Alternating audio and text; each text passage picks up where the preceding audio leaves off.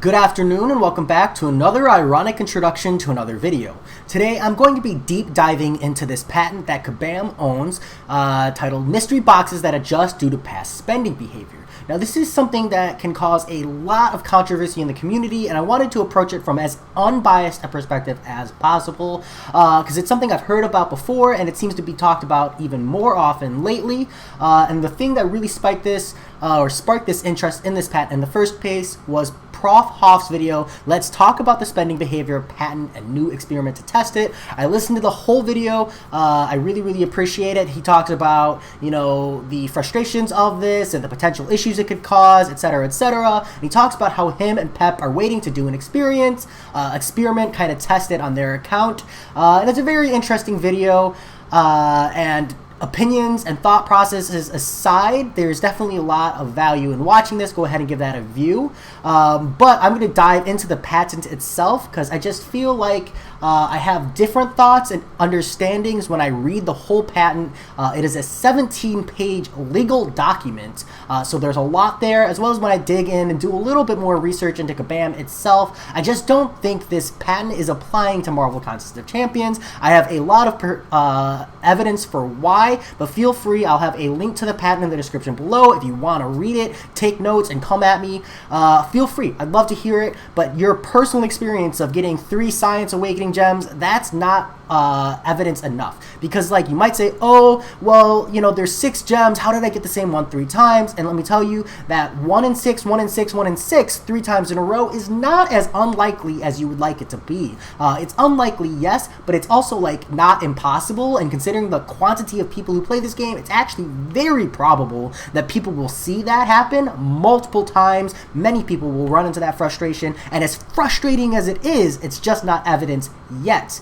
Additionally, I personally don't see any kind of logic or formatted thought in seeing Kabam rigging the crystals, because the way RNG works is it provides a kind of balancer, and to the extreme sides, I can see an argument, but overall, there's not really a convincing reason for them to rig the crystals across the board.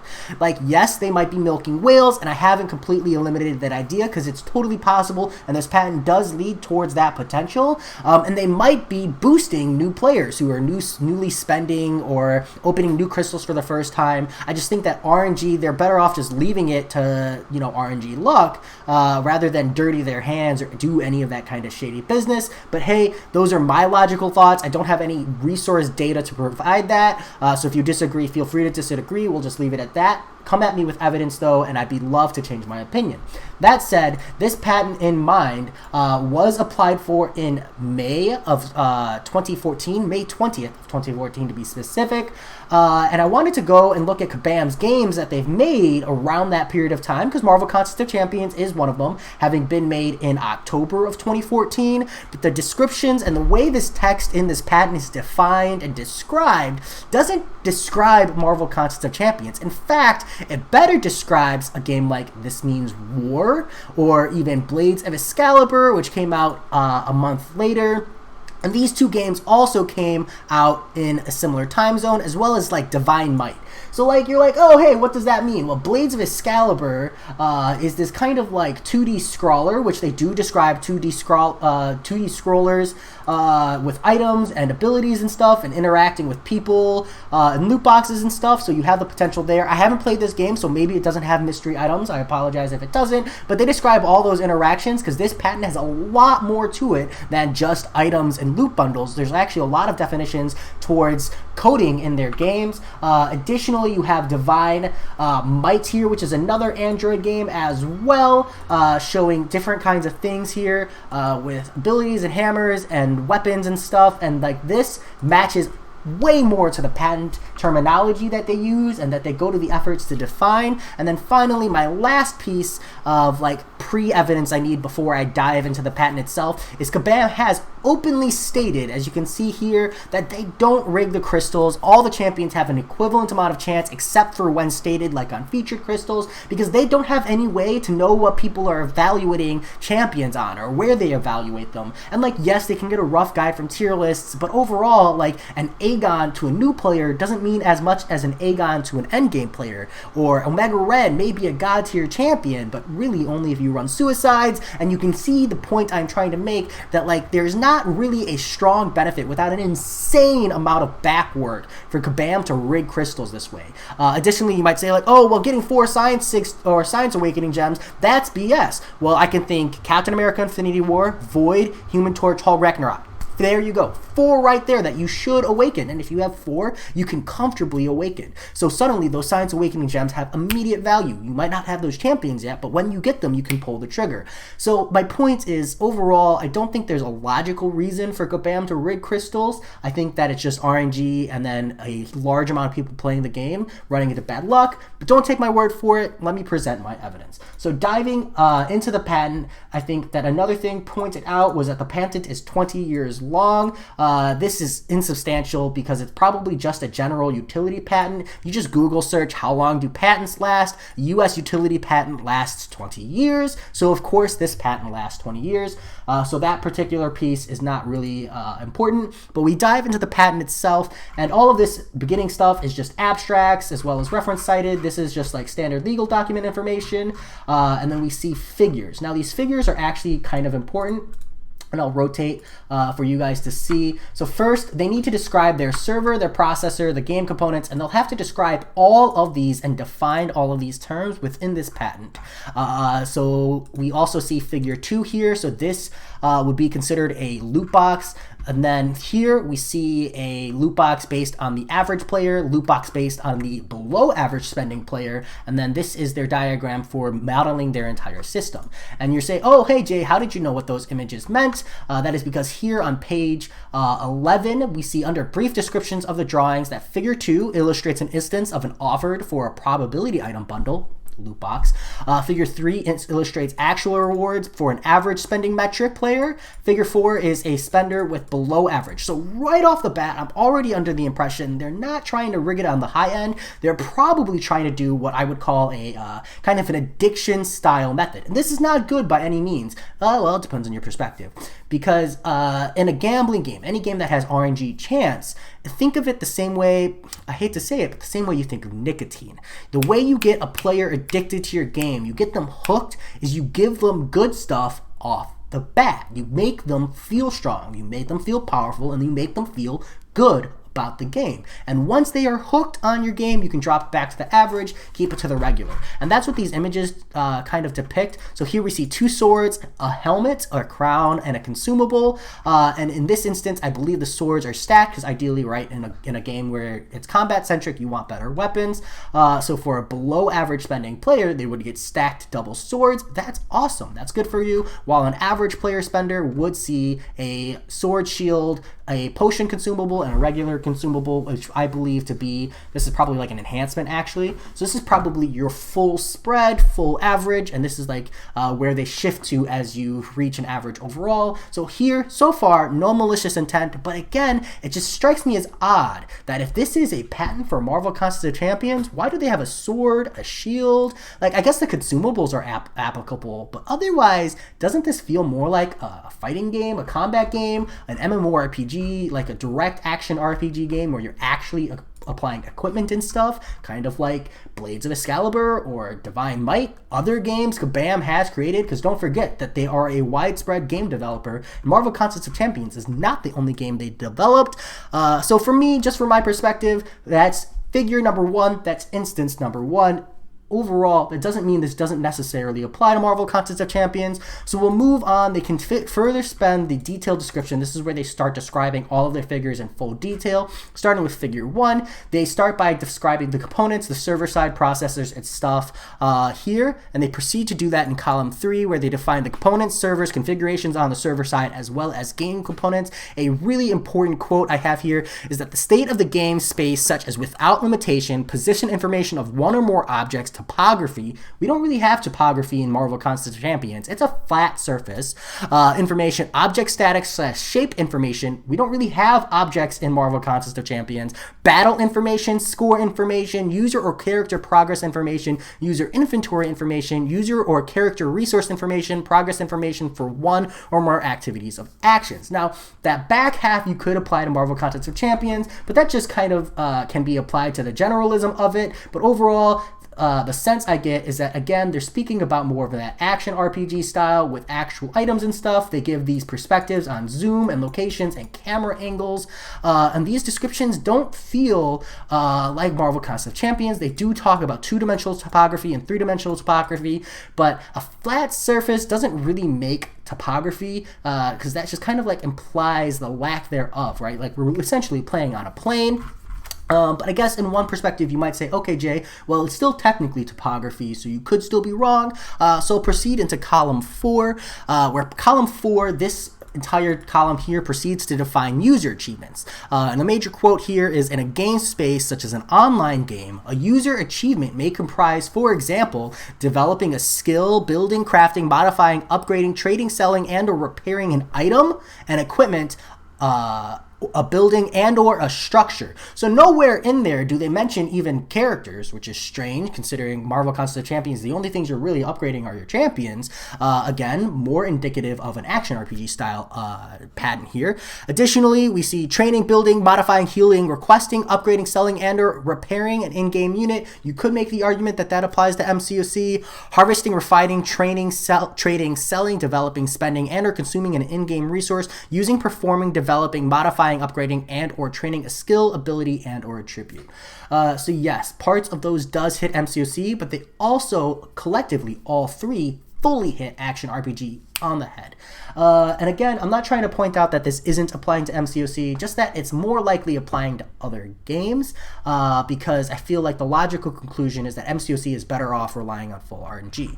We move on to column 5 here, which proceeds to define virtual items, virtual fictional battles, and combat simulations. Paragraphs 1 and 2 speak of virtual swords and the quality of swords and how this affects damage. Paragraph 3 regards elemental damage, but in the sense of weapons having elemental damage. Paragraph 4 talks of users' characters / avatar being associated with attributes that affect their combat characteristics, notably such as strength, agility, health, and or other attributes. And you could say, okay, that's kind of general and inclusive. It could include MCOC, but again, it's more typical of an action RPG, because they further go on to say, in some implementations, boots of quickness may increase characters' agility when equipped. Again, we don't have equipment in MCOC. Right here, it says, in some implementation, boots of quickness may increase characters' agility when equipped. So yeah. We move on to the last top paragraph here. This is where they finally start talking about purchasing item. Because again, patent, there's got a lot of definitions they need to do. So it's not until late in the game that they finally talk about the whole point of the patent. So they proceed by defining the situations of when the probability is known, i.e. before buying, after buying, but before opening, etc. Those are all standard and fair assumptions. Column 6 is where we start to see a major quote here is, will be actually in the probability item at the time of activation. So at the time of activation, this is really key, because I think this does apply to the general loot boxes. It's in all of Kabam's games, shows that like the loot is triggered, like the actual item you get for sure is triggered when you click open.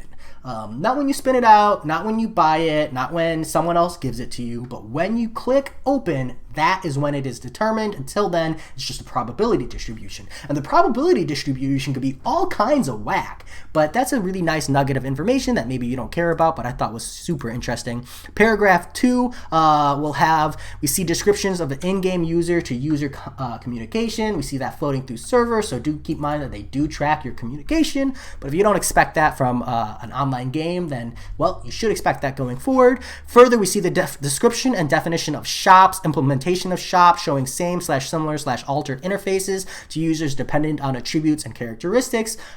This could potentially apply to MCOC. That's totally fair. Maybe like Uncollected and Contender and Cavalier, right? That might be how we see different shops when we're doing our, July 4th sales or something like that. We also see here, quote, in some instances, the consideration requested may depend on a characteristic and or attribute of a user, included but not limited to a spending metric associated with this user. So we're finally at the point where we're hitting the big money, the big whammy here, and then we have to read these last 3 paragraphs because this is like super, super important. That last sentence was here, if you're curious, but these last 3 paragraphs, this is where like the bread and butter complaints about loot boxes is brought up. So it states, in some implementations, the purchase of a probability item bundle may be accomplished when a user clicks on a graphical representation of a probability item bundle. In some instances, clicking on a graphical representations of a probability item may constitute the acceptance of an offer to sell the probability item bundle for a specified consideration. In some implementations, clicking on a graphic of a probability item bundle will cause an amount of consideration associated with a probability item bundle to be deducted from an account associated with the user that clicked on the probability item bundle. And if you're like, whoa, that was a lot of mumbo jumbo, essentially this is stating that your account in whatever game this is being applied to may accrue or accumulate a certain amount of points associated with it, and when you buy a probably item bundle, those points are deducted.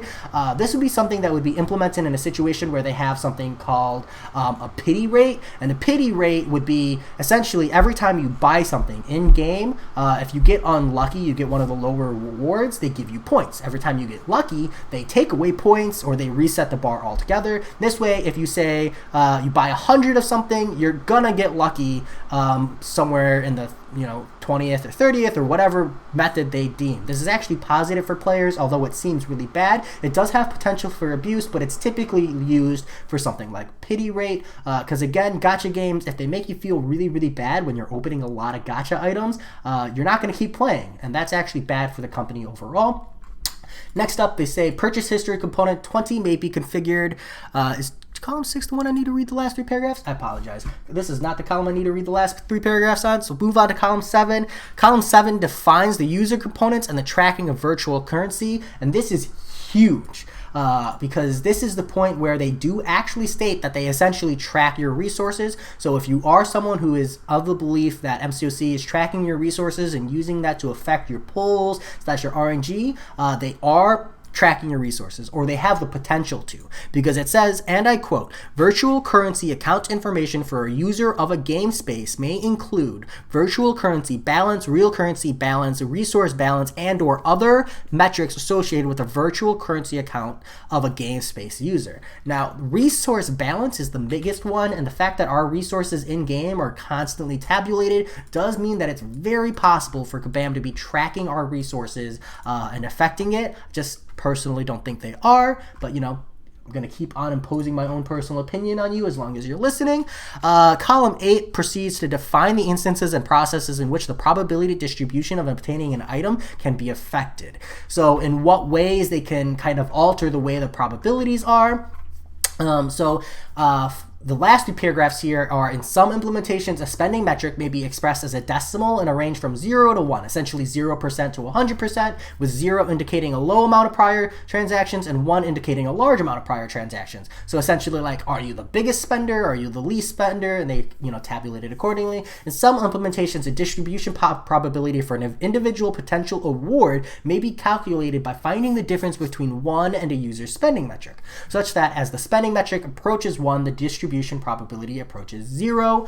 In some implementations, a distribution probability may be based on a conditional test. In some implementations, for example, when a spending metric is less than or equal to 0.5, less than or equal to less than the average, the distribution probability may equal 1, i.e. they give you a guaranteed chance to get the best reward. And where the spending metric is greater than 0.5, the probability may equal 0, i.e. they give you a 100% chance to not get the reward. And in some instances, it could be reversed, i.e. the distribution probability is not the chance of you getting an item, but rather the chance of you not getting an item. So this is their way where they've effectively said, based on spending metric, they can fully alter your rewards. So if you are concerned about crystals potentially being completely rigged, these 3 paragraphs perfectly give Kabam the coding potential to do that. this does lead to different underlying problems, but I think the underlying problem here is not that Kabam has the ability to do it, because like honestly, in a coding approach, it's really not unreasonable or uneasy or not difficult to manage that. The problem here is that in a gacha game where the loot and the resource drops are being restricted to a percentile, where are the situations that Kabam has total control to completely RNG screw you?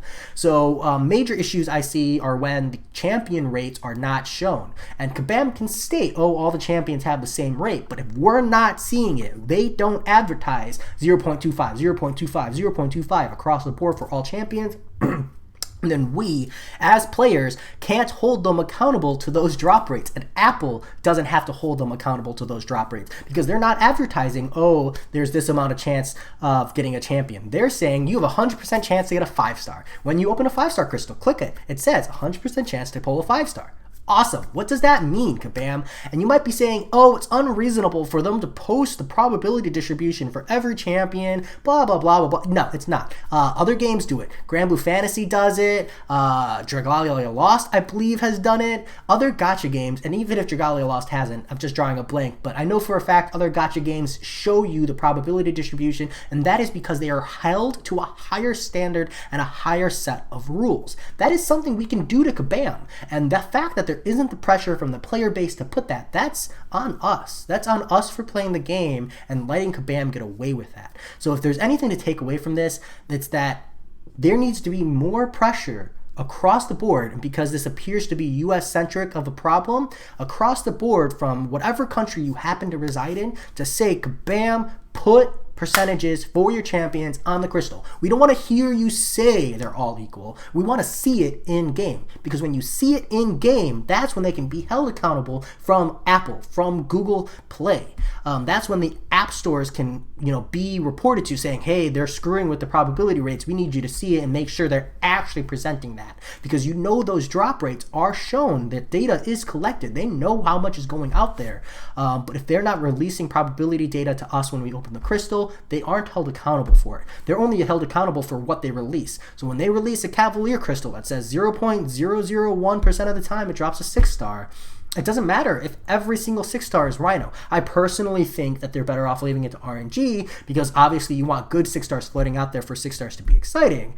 But theoretically speaking, they could totally screw the entire world. Never see anything more than a 6-star Rhino.